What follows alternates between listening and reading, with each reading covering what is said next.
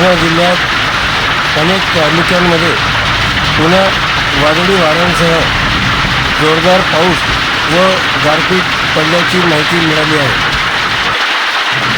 नांदुरा तालुक्यातील येर्डी तसेच बेलाड येथे मोठ्या प्रमाणात बर्फवृष्टी तसेच अवकाळी पावसाचे आगमन होऊन शेतकऱ्यांचे मोठे नुकसान झाले आहे.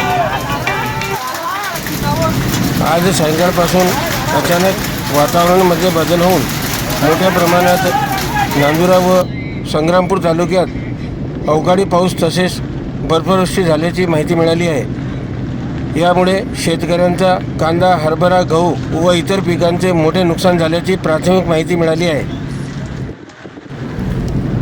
नांदुरा तालुक्यात अतिवृष्टी तसेच बर्फवृष्टी झाल्यामुळे शेतकऱ्यांच्या उभ्या पिकांना धोका निर्माण झाला आहे. प्रशासनाकडून त्वरित याबाबत पंचनामे होऊन नुकसानग्रस्त शेतकऱ्यांना मदत मिळावी अशी मागणी होत आहे.